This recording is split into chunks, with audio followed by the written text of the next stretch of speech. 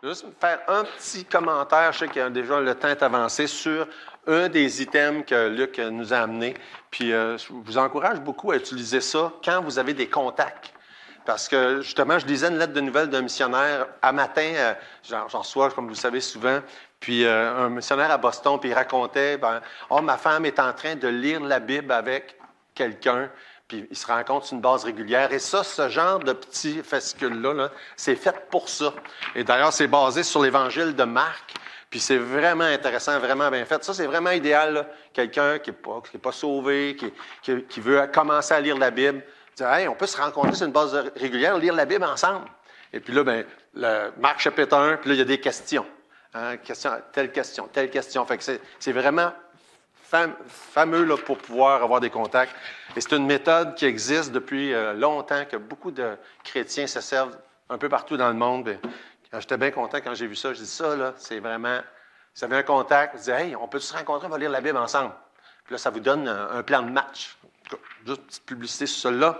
Et les autres aussi, là, vous allez en entendre parler plus là, le 6 décembre. 2 Timothée chapitre 4.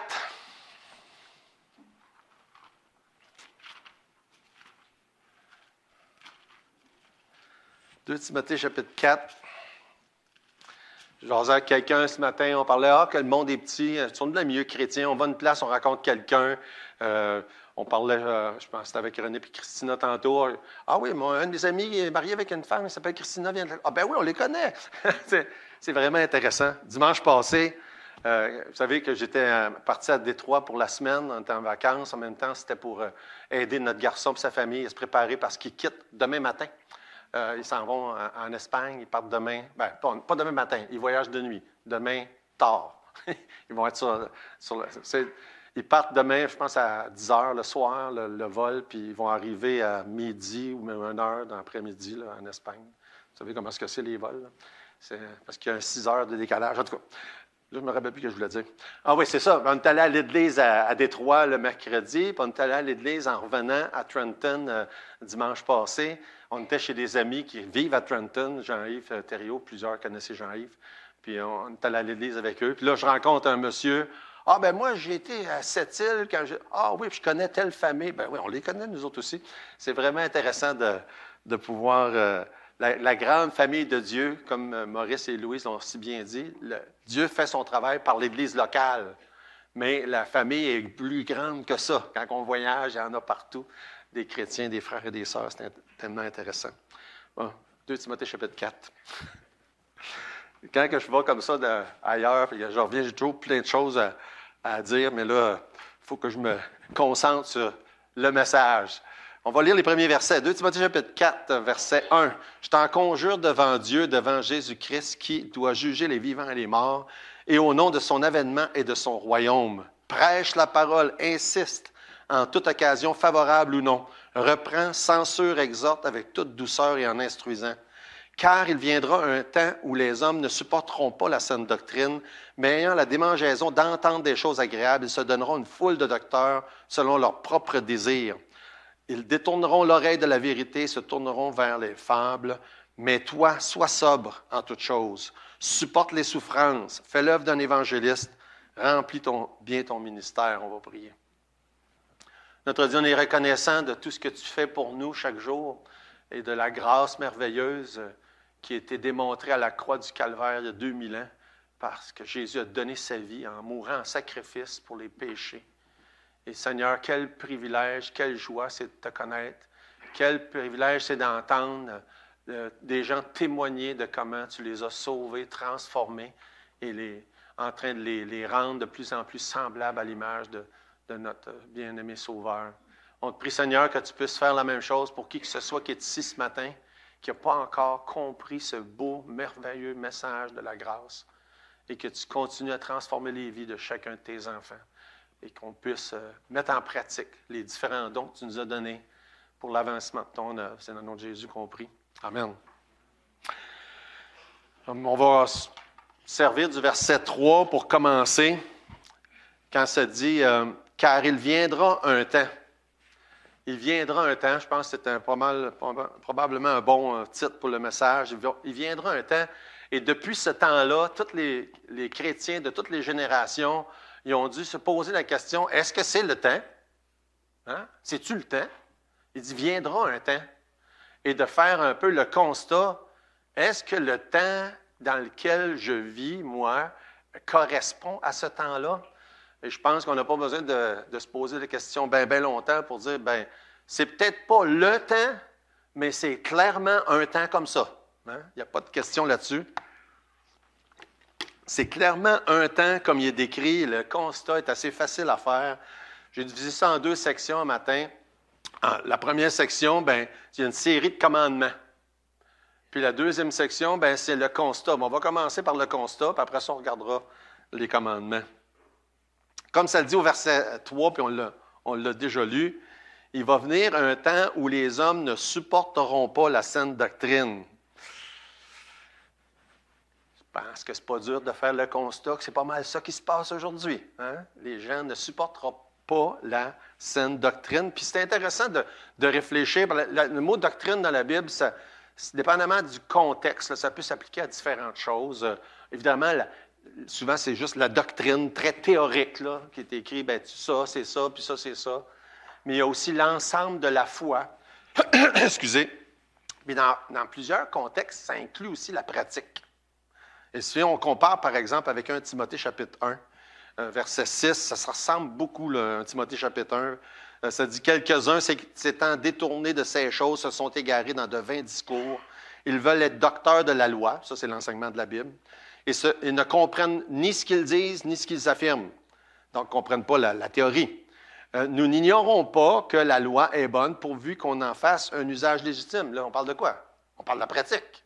Usage légitime. Nous savons bien que la loi n'est pas faite pour le juste, mais pour les méchants et les rebelles, les impies et les pécheurs, les irréligieux, les profanes, les parricides, les meurtriers.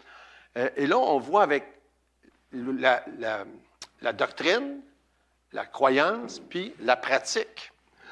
Excusez. Verset 10.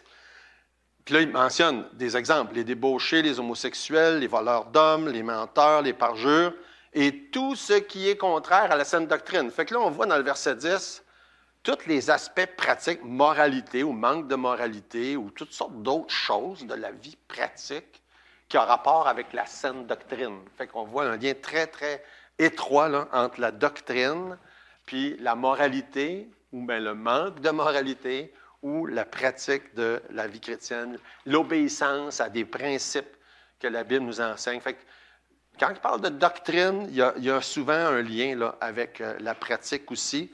Et c'est un peu ce qu'on voit dans le chapitre 4 de 2 Timothée. Il va venir un temps où les gens ne supporteront pas la saine doctrine, mais pas juste la théorie, la pratique de la doctrine et tout ce qui vient avec. Et je pense que c'est encore plus clair, plus clairement de quoi qui reflète notre époque que n'importe quoi d'autre. Les gens ne supportent pas juste pas la théorie, hein, ce que ça dit, mais ils ne supportent pas la mise en pratique de la doctrine. Puis prenons juste la sainteté comme exemple, la moralité comme exemple.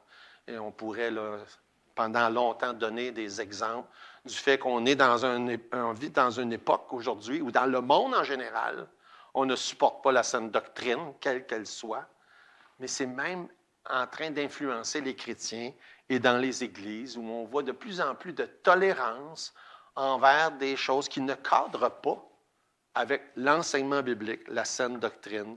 Et c'est important de se rappeler ça. Et c'est surtout important quand on fait le constat de dire, bien, qu'est-ce qu'on devrait faire? Ou comment ça devrait être? Et non, on le dit, on le mentionne, puis même, j'en reviens même assez souvent sur ça, on est dans une époque où c'est de plus en plus pire, où on est même un peu restreint parce qu'on va dire ou qu'on va oser dire, et parce qu'on peut même avoir des représailles, juste à dire, voici ce que la Bible dit sur un certain sujet de moralité, par exemple. Et juste le fait de dire ça, on pourrait être poursuivi en justice aujourd'hui. C'est sérieux, là. On est rendu là. Est-ce que ça cadre bien avec ce que ça dit là? Oui, absolument. Les gens ne supportent pas la saine doctrine. Quand on était à la rencontre des hommes il y a quelques semaines, Éric Léveillé, pour donner un exemple de ce sujet-là, mentionnait un exemple de quelqu'un qui était évidemment un trans, habillé, même d'une manière exagérée comme ça, qui posait la question, « Qu'est-ce que tu penses de moi? » Et peut-être vous ne réalisez pas jusqu'à quel point cette question-là est importante et grave, parce que la réponse pourrait avoir de graves implications si elle n'est pas la bonne réponse. Puis Eric dit, il a juste répondu, Jésus t'aime. Je me suis dit, quelle sagesse! Je ne suis pas sûr que j'aurais eu cette sagesse-là. Jésus t'aime. C'est la réalité, c'est ça. Et il y a des gens qui font exprès pour faire de la provocation et qui le font dans un but bien précis, hein, d'amener quelqu'un à une place ou peut-être même de poursuivre devant des tribunaux, etc. Mais la réalité, c'est ça. Jésus aime les pécheurs. Et il n'y a pas de péché que Dieu ne peut pas pardonner. Fait qu'il c'est pas évident de répondre les bonnes choses. Et quand je l'entendais dire ça, je me dis, je ne pense pas que j'aurais répondu de cette manière-là. Mais je trouvais ça bien intéressant. En tout cas. Fait que c'est important. On est dans un monde où le monde ne supporte pas la saine doctrine et de tous les exemples qu'on pourrait donner, il y en a des dizaines et des dizaines. Et on doit s'affirmer, affirmer les vraies choses, prendre des vraies positions, mais on doit user de sagesse de comment on le fait. Et l'exemple que je vous ai donné d'Éric, c'en était un. Et justement, dans le verset 2, ça dit « Prêche la parole, insiste en toute occasion favorable ou non, reprend, censure, exhorte, avec toute douceur et en instruisant. » Et on doit prendre la position qui est vraie, mais on doit le faire avec sagesse, avec douceur, avec finesse, en instruisant, et pas de n'importe quelle manière. Surtout pas en provoquant. Parce que souvent, la tentation, la tendance, c'est de sortir les gros canons et de dire, c'est ça. Dieu nous appelle à le faire avec toute douceur et en instruisant. Comme ça dit dans Éphésiens 4, verset 15, que professer la vérité, mais dans l'amour. On ne tordra pas le sens, on ne changera pas la vérité, mais on devra le faire avec amour. Et ça, c'est tellement important. Fait que la vérité, c'est ça, c'est qu'on est tous des pécheurs. Il n'y a pas de péché que Dieu ne peut pas pardonner. Ça, c'est la vérité. Et de le faire, de le dire avec amour. Mais, par exemple, et ça, je dois l'autre côté de tout ça, c'est qu'on ne peut pas, puis on ne doit pas dire qu'un péché n'est pas un péché. Ça, c'est ce qui, des fois, est la tendance. Parce que les gens ne supportent pas la saine doctrine, on a tendance à ne pas dire qu'un péché est un péché. Mais le péché reste le péché. La fausseté reste la fausseté. Et on doit le dire. Fait que les gens ne supporteront pas la saine doctrine. Dans le constat du verset 3, un autre élément qui est mentionné, ça dit mais ayant la démangeaison d'entendre des choses agréables. Démangeaison, hein? Des fois, juste d'en parler, puis ça nous démange. Hein? Vous savez comment est-ce que c'est? Hein? La démangeaison, fait par exemple, quand on parle de bâiller, puis le monde se met à bâiller, c'est un peu la même chose. Cette démangeaison, ça nous gratte en quelque part, puis là, on sait que ça va peut-être nous faire mal si on continue de gratter, mais on ne peut pas s'en empêcher. C'est l'expression qui est employée. La démangeaison d'entendre des choses agréables. Je veux entendre des choses qui me plaisent à moi. Je sais que ce n'est pas nécessairement ça qui est le mieux pour moi, mais j'aime ça. J'aime ça. Et cette idée-là, elle s'est faufilée dans les églises depuis un certain nombre d'années, où est-ce qu'on met tellement d'emphase sur qu'est-ce qui plaît aux gens. Qu'est-ce qu'on veut? Qu'est-ce qu'on aime? Et on néglige la chose la plus importante. Qu'est-ce qui plaît à Dieu? Ah, tant mieux si c'est la même chose. Ça arrive. Ça arrive. Mais ça arrive aussi très souvent que ce n'est pas la même chose. Qu'est-ce qui plaît à ma chair? C'est jamais la même chose que qu'est-ce qui plaît à Dieu. Ça, je peux vous le dire, là. dans ma chair à moi, ce n'est pas la même chose qui plaît à Dieu. Des fois, il y a des choses qui me plaisent, puis oui, c'est vrai, ça pourrait être ce qui plaît à Dieu. Mais la question qu'on doit se poser, c'est pas qu'est-ce qui va me faire mon plaisir à moi, qu'est-ce qui va plaire à Dieu? D'avoir un intense désir, comme l'idée de se gratter, là, des mangeaisons, de qu'est-ce qui plaît à Dieu et non pas qu'est-ce qui me plaît. Et on le voit dans plusieurs sphères. Les gens veulent entendre, voir, faire des choses qui leur plaisent. On entend des discours de plus en plus, là, au sens large, dans la chrétienté. Mais tu sais, Dieu t'aime. Puis à part de ça, ben là, le reste, c'est plus important. Dieu t'aime. Hein? Il y a un des livres là, qui est devenu un best-seller, je ne me souviens plus de son prénom, dénommé Belle, il y a plusieurs années, qui parlait de l'amour, de ce sens-là. C'est devenu un best-seller dans le monde. Dieu t'aime, c'est tout. Le reste, tu peux faire ce que tu veux. Là. On connaît la grâce, puis la grâce de Dieu, c'est merveilleux. Hein? On est sauvé par la grâce, par la foi, sans les œuvres. Mais à l'extrême, c'est, bien là, parce qu'on a la grâce, t'es sauvé, tu vas aller au ciel. Là. C'est fini après ça. Le reste, pas grave. Vis comme tu veux. Fais ce qui t'est agréable. C'est-tu vraiment ça? J'espère que non. Mais c'est ce qui se dit dans certains cas.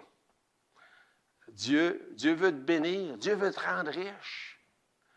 Hein? Profite de la vie au maximum. Plusieurs de ces énoncés-là sont vrais. Hein? Oui, Dieu veut te bénir, c'est vrai. Oui, on est sauvé par la grâce. Mais ce n'est pas là que ça s'arrête. Ce n'est pas là que ça finit non plus. Mais avec cette idée-là de la démangeaison d'entendre, puis de faire, puis de vivre un style qui nous est agréable, avant se poser la question, qu'est-ce qui est agréable à Dieu? Et c'est pour ça que de nos jours, bien, il y a beaucoup de gens qui ils ont juste une idée en tête. Ah ben, j'aime pas ça de manière la même, j'aime pas ça. Bien, ça ne me plaît pas. Ça ne m'est pas agréable. Oui, mais qu'est-ce qui plaît à Dieu? C'est ça qui est important. Qu'est-ce qui plaît à Dieu? Vous savez, une notion, entre autres, puis ça, bien, ça va très étroitement relier avec ça. Moi, j'aime pas ça, t'entendre. Bon, là, je ne dis pas que je me fais dire ça, là, mais je donne un exemple. Là. J'aime pas ça, t'entendre prêcher parce que je me sens mal des fois. Bien, tant mieux.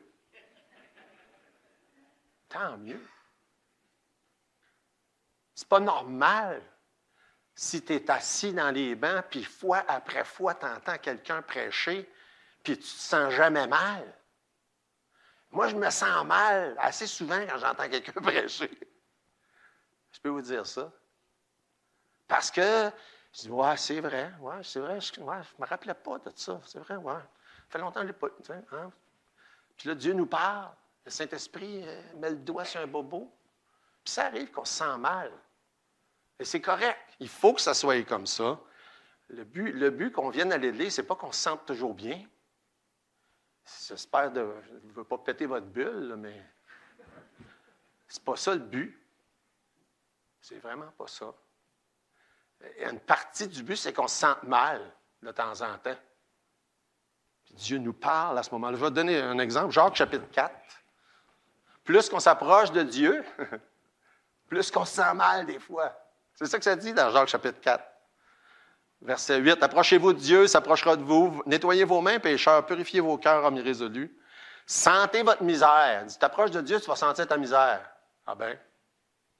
Soyez dans le deuil, dans les larmes. Que votre rire se change en deuil, votre joie en tristesse.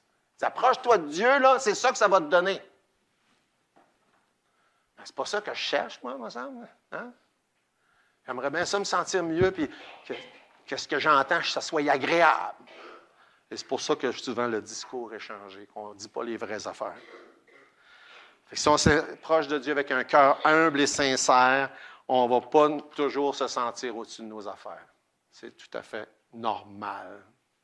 Et si on s'approche de Dieu en se posant la question, qu'est-ce qui lui est agréable et non pas ce qui m'est agréable, ça va faire une grande, grande différence. Le but de l'Évangile, encore là, c'est pas ça, c'est pas de se sentir agréable.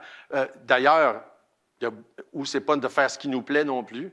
Il y a plein de passages, par exemple, Colossiens 3,5, ça dit « Faites donc mourir ce qui dans vos membres est terrestre, débauche, impureté, passion, ainsi de suite. » Si on s'approche de Dieu, puis si on lit la Bible, puis si on l'étudie, puis si on va à l'Église, ça va provoquer certaines frictions entre l'esprit et la chair. Paul qui dit dans Galates 2,20, « J'ai été crucifié avec Christ, si je vis, c'est plus moi qui vis, c'est Christ qui vit en moi. Si je vis maintenant dans la chair, je vis dans la foi au Fils de Dieu. » Fait que ma vie en moi, c'est plus ça qui est supposé être l'important. Je suis bien dans ma peau, je me sens bien, c'est agréable. Non, c'est crucifié avec Christ, Paul dit. Ou encore 2 Timothée 3, ça fait pas si longtemps qu'on l'a vu, ça.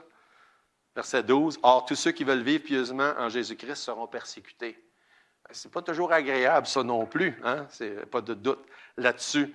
Puis quand on lit, puis je lisais justement ça cette semaine quand j'ai commencé à me préparer, j'étais rendu dans Jean chapitre 8, puis Jésus dit dans le verset 29, « Celui qui m'a envoyé est avec moi, il ne m'a pas laissé seul parce que je fais toujours ce qui lui est agréable. » Fait que Paul dit, il va venir un temps où les gens vont vouloir faire ce qui leur est agréable. Et clairement, si c'est dit là dans 2 Timothée, comme avertissement à Timothée de Paul, c'est parce que ce n'est pas juste dans le monde en général que ça se passe. Là. C'est dans l'Église aussi que les gens veulent faire ce qui leur est agréable. Verset 3, toujours, un autre constat qui dit « se donneront une foule de docteurs selon leurs propres désirs. » Les deux mots, ça ressemble. Hein? Faire ce qui nous est agréable selon nos désirs. Là. Il n'y a vraiment pas beaucoup de différence entre les deux. La différence, c'est peut-être au niveau de la première partie de cette phrase-là, ça dit « se donneront une foule de docteurs ». Un, c'est qu'ils vont vouloir entendre ce qui leur est agréable, mais c'est une étape plus loin, ça. Dire, non, on va choisir. Parce que si lui, il ne nous dit pas ce qui est agréable à entendre, on va le mettre de côté, on va le flusher, puis on va en prendre un autre qui va nous dire ce qu'on veut entendre. C'est ça que ça dit. Ça dit, ça se peut-tu qu'il y ait des gens qui font ça? Oui. Il y a des églises qui font ça. Il y a des églises qui tassent des pasteurs parce que là, ils n'aiment pas ce qu'il dit. Là, je ne parle pas parce qu'il dit des fausses doctrines. Là. C'est juste peut-être qu'ils n'aiment pas le style ou ils n'aiment pas les paroles. Et il y a des églises qui contrôlent. D'ailleurs, ça fait penser, il y a un peu plus de 20 ans, j'ai rencontré un jeune pasteur, puis il y avait des anciens dans l'église, puis je peux vous dire, ce n'est pas du tout le cas de notre situation ici. Là. Les anciens le contrôlaient, puis ils disaient qu'est-ce qu'il devait prêcher. Puis il m'a dit, je ne peux pas prêcher ce que je veux. J'étais triste quand j'ai parti de cette rencontre-là. Je ne peux pas prêcher ce que je veux. Ça fait penser à ça que je lis là. Hein? Où ce qu'il dit, là, non, c'est ça qu'on veut entendre. On veut entendre ça. Selon nos propres désirs, se donner. Vous savez, ça, on parle de manière générale, on peut parler de manière individuelle, qu'il y a des gens qui décident, moi, je ne veux pas entendre un tel, je veux entendre un tel. Et un des phénomènes récents avec l'Internet, ça donne la liberté à des gens de faire ça. Il y a des beaux côtés à l'Internet, là, puis surtout d'entendre des différents prédicateurs, mais il y a un danger, entre autres, à cet égard-là, d'aller choisir, moi, c'est lui que je veux entendre, puis c'est l'autre que je veux entendre, puis on va choisir selon quels critères. Hein? C'est une bonne question à se poser. C'est parce que je veux entendre ce que j'aime ou je veux entendre la vérité? En tout cas, je vous laisse mijoter ça un peu. Fait que, il va venir un temps comme ça. On est là, on est dans ça, un temps comme ça. Verset 4, le prochain point, dans le constat toujours, ça dit vont se détourner de la vérité. Détourneront l'oreille de la vérité, se tourneront vers des fables, c'est sûr que ça va ensemble. Mettre de côté la vérité, tu tournes vers des fables. C'est sournois, c'est très sournois, il faut faire attention. Il faut vraiment être assidu dans notre étude et notre lecture de la parole de Dieu pour être sûr qu'on est attaché à la vérité, non pas à des histoires ou à des hommes, entre autres, en général, à des fables. Des fables, on peut penser, c'est extrême, là, des fables, on ne parle pas des fables style de La Fontaine. Là. Hein, on parle des affaires farfelues. Des choses, puis des affaires farfelues, là, il y en a toujours eu, il y en aura toujours, mais il y en a surtout aujourd'hui. Là. Puis encore là, encore une fois, l'Internet fait la propagation de beaucoup d'affaires farfelues. Je dis ça avec... je veux aussi donner les deux côtés. C'est que, oui, il y a des bonnes choses, là. Puis, je pense, entre autres, un des exemples, c'est la prophétie, la fin des temps. Je fais partie des gens qui croient qu'on est de plus en plus proche, là. Il y a beaucoup de choses qui se passent dans le monde, puis dans ce qui se passe, l'économie mondiale, puis la politique, etc., qui nous dit « Hey, ça s'en va là, vers ce que la Bible nous présente, que l'Antéchrist et les tribulations, etc. » Mais de l'autre côté de tout ça, il y a beaucoup d'affaires farfelues. Et ça m'arrive assez fréquemment que des gens me disent « Qu'est-ce que tu penses de ci? Qu'est-ce que tu penses de ça? » J'ai entendu ci, j'ai lu ça. Je veux dire, personnellement, là, je peux vous donner mon opinion si vous me demandez qu'est-ce que la Bible dit de ci ou de ça. Quand c'est écrit dans la Bible, là. Mais quand quelqu'un a vu ou a entendu quelque chose sur Internet, puis que là, ça parle de la fin des temps, puis de ci, de ça. Encore la semaine passée, là, je me suis fait poser la question, qu'est-ce que tu penses de telle affaire? Bien, telle affaire, oui, peut-être. Ça pourrait avoir rapport avec ce que la Bible dit, mais c'est-tu vrai? C'est-tu fiable, cette information-là? Je ne le sais pas. Je ne sais pas. Puis il y en a de ça, ben en masse. Mais la seule information fiable en ce qui me concerne, c'est ce que la Bible dit. Et des fois, quand on parle des fables, beaucoup de chrétiens mettent beaucoup trop d'emphase sur toutes les autres affaires qu'on entend. Et pas suffisamment sur la seule autorité fiable.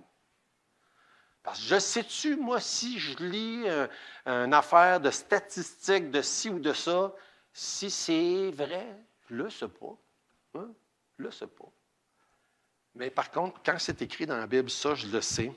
En tout cas, il dit, il va venir un temps où les gens vont mettre beaucoup d'emphase, d'importance sur les fables. On penserait qu'en 2022, on serait passé ça, mais non, on n'est pas passé ça. Je pense qu'il y en a plus que jamais d'emphase sur tout ce qui est fabulation. Et l'idée, c'est surtout de mettre trop d'importance à ça, à des choses qui sont incertaines et pas suffisamment d'emphase sur ce qui est certain, qui est dans la parole de Dieu. Oui, je suis excité de ce qui se passe, puis du fait que, oui, on s'en va de plus en plus vers ce que la Bible nous parle de la fin des temps. Mais ce n'est pas ce qui se passe qui est le plus important, c'est ce que la Bible dit. En tout cas, close cette parenthèse-là. Verset 5. Il dit, mets-toi. Et ça nous ramène au verset 1. Mets-toi. Ça, c'est la série de commandements. Parce qu'il commence avec des commandements au verset 1, puis il revient avec les commandements au verset 5, puis entre-temps, il décrit cette situation-là des derniers temps. Mais toi, revenons au verset 1, je t'en conjure devant Dieu. C'est une expression très, très forte, une conjuration, de la manière que c'est mentionné là dans le verset 1. C'est une affirmation solennelle. Dans la définition du mot, ça dit adjurer. C'est vraiment là de quoi comme un juge qui dit, c'est ça. Je te conjure. Je te conjure. C'est très solennel, très officiel. Et l'autre chose intéressante et importante, c'est que tout de suite après, il dit devant Dieu, devant Jésus-Christ. Puis qu'est-ce que la Bible nous enseigne sur les choses importantes, les choses officielles? Ça dit, il faut que ça soit devant témoin. Hein? Ça dit toujours ça devant 2 ou 3 témoins. Et c'est intéressant parce que là, Paul dit, garde, j'ai 2 témoins. J'ai 2 bons témoins dans ce que je te dis. Dieu et Jésus. Mais pas besoin d'autres, hein, tant que ça, là. Les 2 meilleurs témoins. Fait que ça ne peut pas être plus solennel que ça. cet avertissement-là, ce commandement-là. Il dit, je t'en conjure devant Jésus, devant Dieu. Puis là, il rajoute en plus qu'il doit juger les vivants et les morts. Puis au nom de son royaume, écoute, c'est comme une couche par-dessus une autre couche, par-dessus une autre couche, par-dessus une autre couche. Devant témoin qui va juger. Puis le jugement de Dieu, pour résumer très, très rapidement, là, 3 jugements. Le jugement des croyants après l'enlèvement de l'Église, ça fait partie de ça. Où est-ce qu'il va y avoir les couronnes. Ça, ce n'est pas un jugement pour punir, mais c'est pour donner des récompenses. Ensuite, le jugement des brebis et des boucs à la fin des tribulations, dans l'entrée du royaume, qu'on voit dans la Bible, où ce qui sépare ceux qui vont rentrer dans le royaume avec ceux qui ne rentreront pas dans le royaume. Puis ensuite, le jugement du grand trône blanc. Fait que quand ça dit qu'il va juger là, à une étape ou l'autre, il va y avoir un jugement. Fait que vous êtes dans une catégorie ou dans l'autre. Soit vous êtes dans la catégorie du dernier grand jugement, du grand trône blanc, qui concerne seulement les personnes pas sauvées, qui vont être jugées pour l'éternité séparées de Dieu en enfer. Et je vous en conjure, comme Paul dit, attendez pas pour confesser vos péchés puis recevoir Jésus comme votre sauveur, pour risquer de vous retrouver là un jour.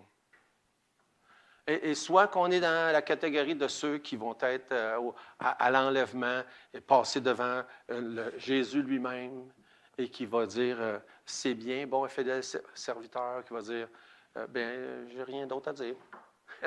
Parce qu'il n'y aura pas de jugement au point de vue de punition, mais juste des récompenses pour ceux qui auront servi comme Dieu veut qu'ils servent. Et on doit prendre ça au sérieux parce que ça fait partie de l'argumentation là. Je t'en conjure, sois fidèle dans ce que Dieu t'a appelé de faire. Fait que le mandat est très clair. C'est pas le même mandat, ce n'est pas pour tout le monde. Hein? On n'a pas tous le même mandat que Timothée a eu. Et on n'est pas tous des prédicateurs. Mais on doit tous être des témoins fidèles du Seigneur. Fait qu'au nom de son avènement, au nom de son royaume, et l'essentiel du mandat, c'est prêche. Prêche la parole. Timothée avait la responsabilité comme implanteur d'églises, d'aller établir des églises dans différents endroits.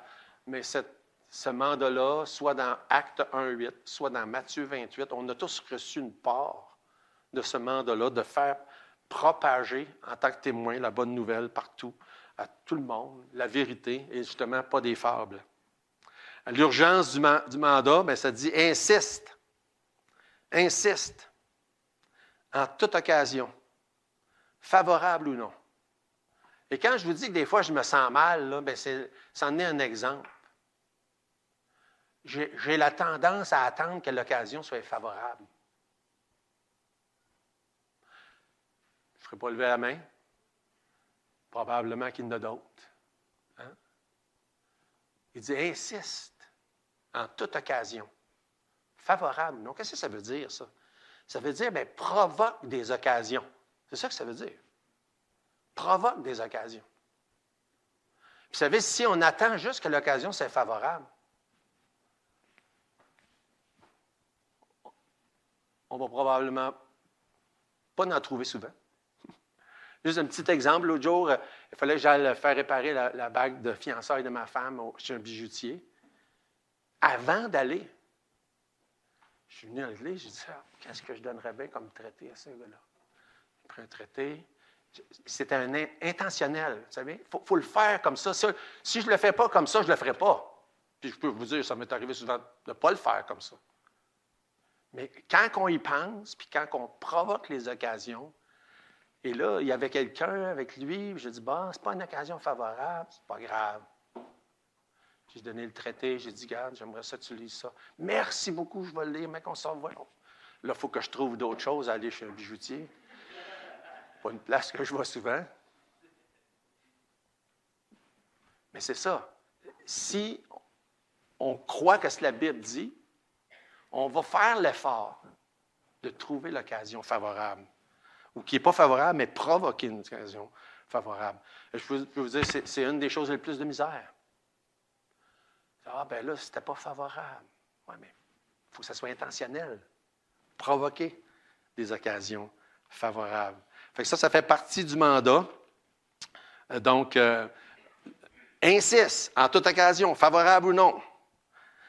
Troisième chose qui fait partie du mandat, convainc, reprend, exhorte. Ça en fait des choses. Convainc, reprend, exhorte, censure.